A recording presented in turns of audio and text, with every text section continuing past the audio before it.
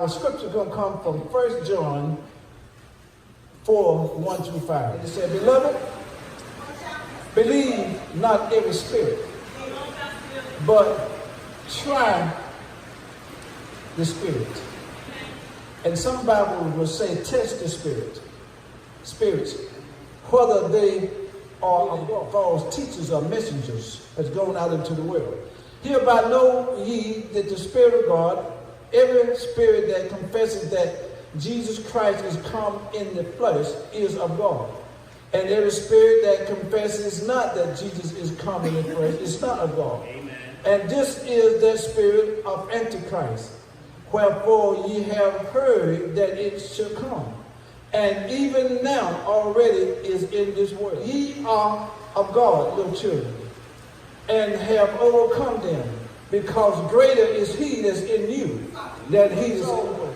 But see, demons, when you join devils or demons, or evil spirits, they are assigned to you to harass you, to tempt you, to confuse you.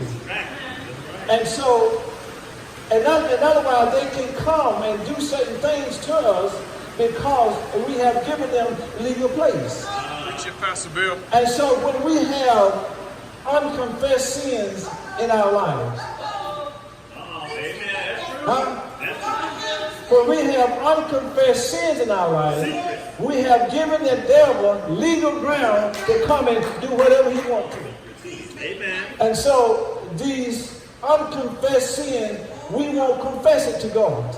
Amen. Because our sin is so, the devil has told us that our sin is so deadly, our sin is so bad that we can't go before God with that same sin because we done committed that sin more than one time.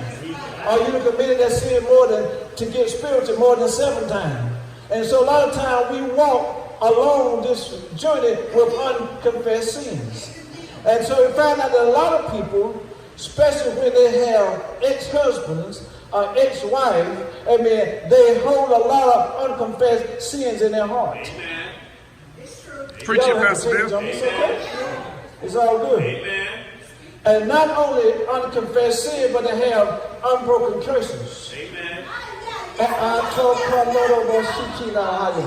And we are aware that some of us are dealing with curses that we don't want to tackle. And we know we don't know how to tackle.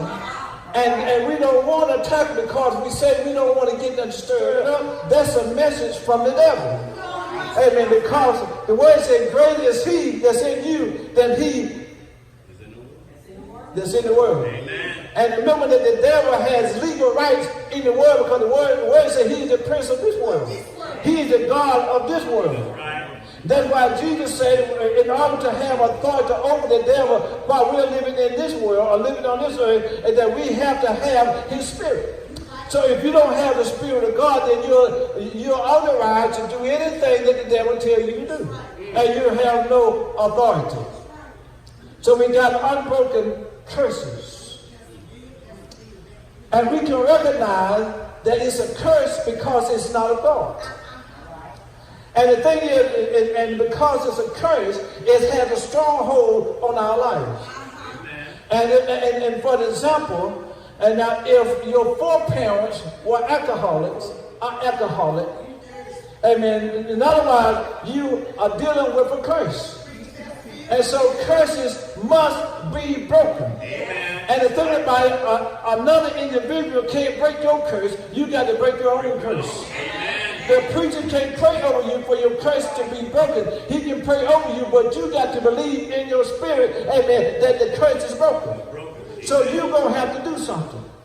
And so if you don't do anything about that curse, it's going to continue to linger on and linger on and linger on. It is what it is. But you got to obey the guidelines. Amen. See, the devil come to torment us, as I said, through unbroken curses.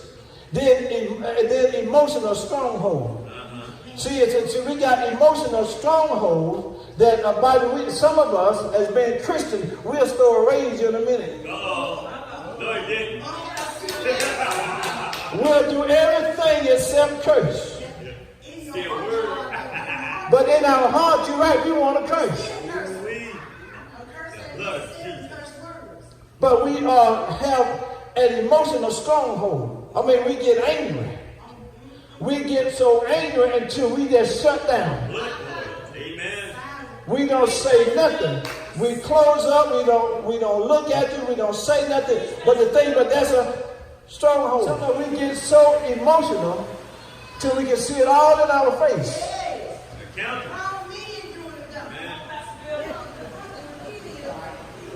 But it has to be broken.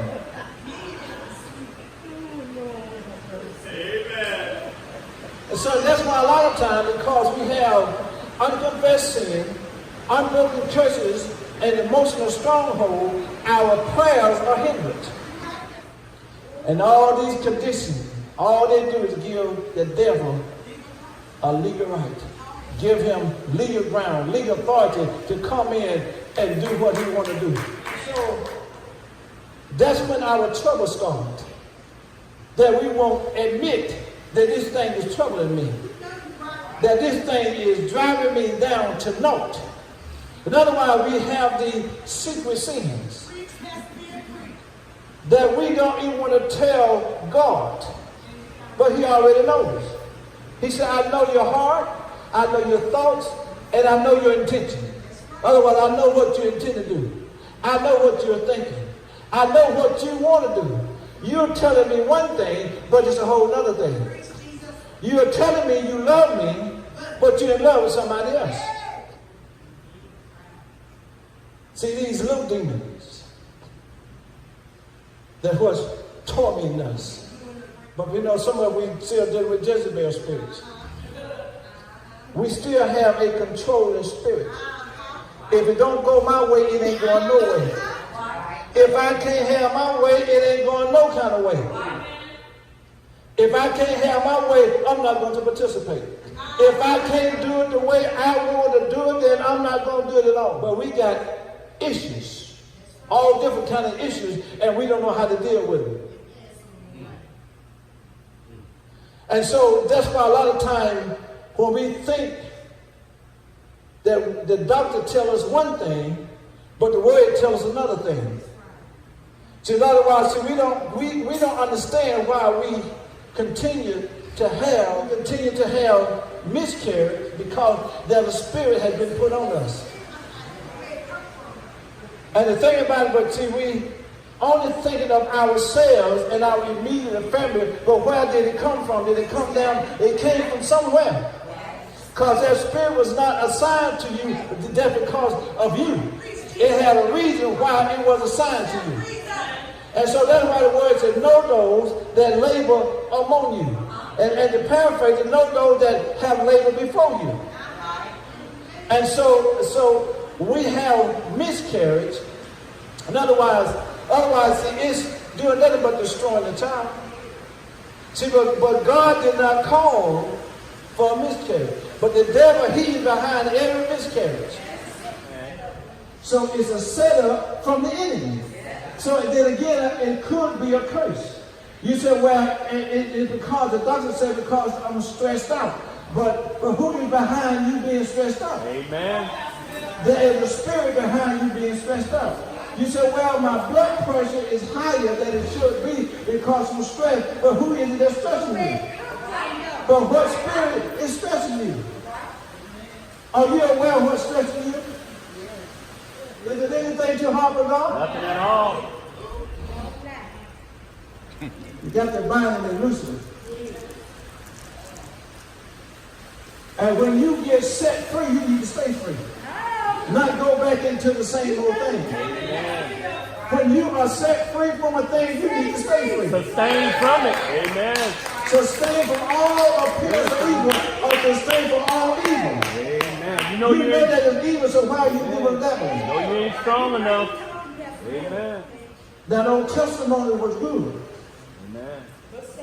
But stay free. That's right. That's right. If you love the way your wife, the way you say you love her, then you won't holler at her. Amen. You won't say either thing about her. Amen.